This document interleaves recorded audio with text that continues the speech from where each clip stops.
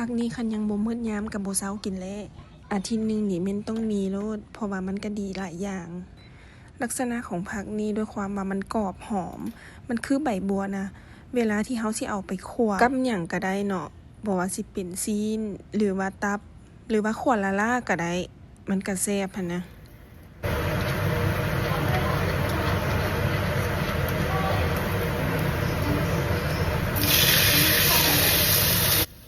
มื้อนี้แม่นเอามาผัดกับสิ้นงัวนี่เวลาที่เฮากำลังคั่วอยู่หั่นนะแม่นเฮาต้องใช้ไฟแรงแล้วก็ต้องคนไว้ๆอีกถ้าว่าเฮาใช้ไฟค่อยแล้วก็บ่คั่วไว้ก็จะเฮ็ดให้สิ้นมันมีความหยาบแล้วก็จะเฮ็ดให้มีน้ำสิ้นออกมาหลายอีก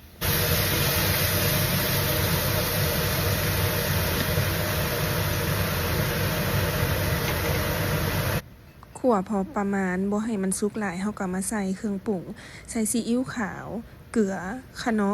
ใส่ตามใจเฮามัก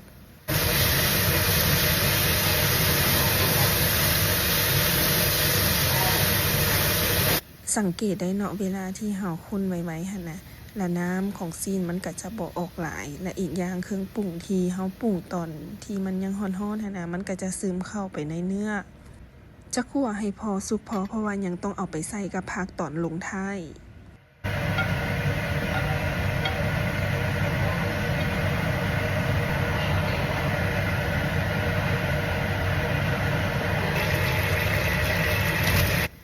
ด้วยความว่าผักนี่มันจะสุกไวฉะนั้นเวลาที่เฮาคั่วหั่นนะเฮาต้องคั่วใช้ไฟแรงคือกัน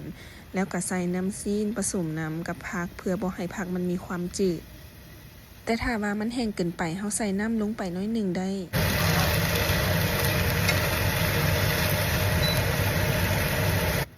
มันพอเริ่มสุกแล้วเฮาก็ใส่น้ำมันหอยลงท้ายก่อนเฮาสิใส่ซีนลงไปเฮาจะใช้เวลาคั่วบ่ดนผักอันนี้สุกไวแรง